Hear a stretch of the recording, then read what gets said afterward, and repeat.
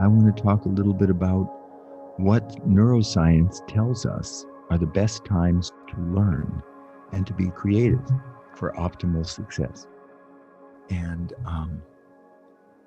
the point here is when we try to use our brain on perpetual overdrive, just pushing and pushing and pushing, and that's even during times when there's so much uncertainty and we're not even sure what we're supposed to be pushing on, but we have to push through the day. But when we have our brain on perpetual overdrive, we inevitably hit times when we're more productive and times when we feel that we're fresh out of ideas.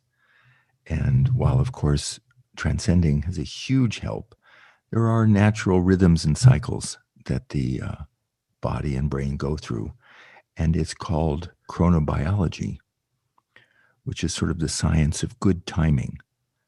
And it's based on the fact that we all have an inner clock that's embedded deep within our brain that is ticking away, keeping perfect time since we were a baby.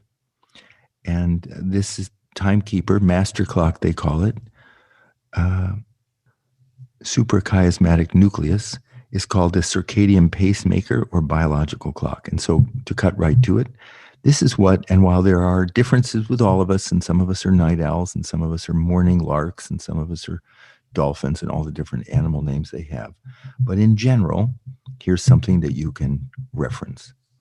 The best times to learn something new when your brain is in something called the acquisition mode is generally between 10 a.m. and 2 p.m. And then again from 4 p.m.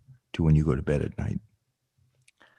However, if some night owls and students think that they learn best when they pull an all-nighter, the lowest learning valley occurs between 4 a.m. and 7 a.m. for acquiring new knowledge. Now, again, I want to emphasize this is not, you may say this is different for me. And of course, we know that. I'm just sharing some of the data. The phrase sleep on it has persisted for a reason. Because according to the research, we often make our worst decisions late at night and also first thing in the morning before we've sort of shaken off sleep or meditated.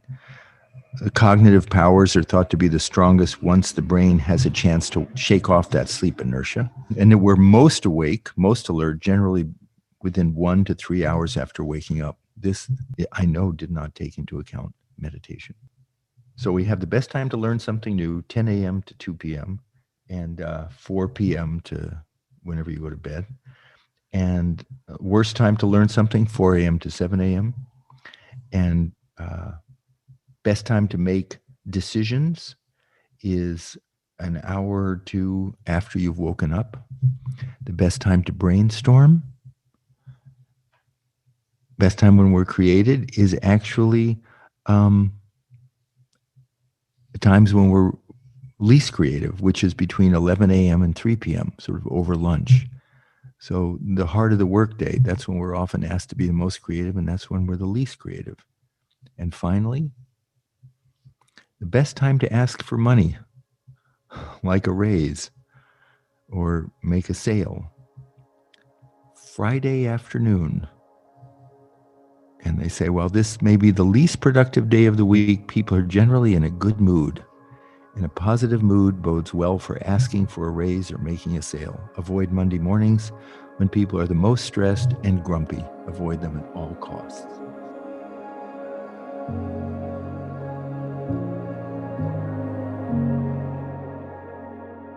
I have a quote from a commencement speech that Michelle Obama gave to graduates.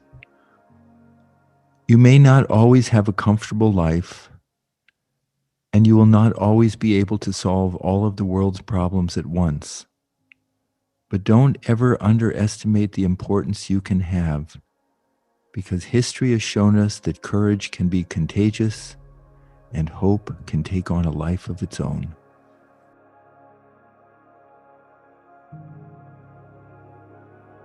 I have one other quote, which is from an unknown on teachers and teaching.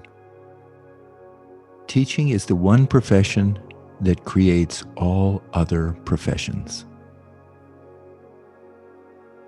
Okay, everyone, thanks for joining. Have a really good day and we shall connect again very soon, I hope.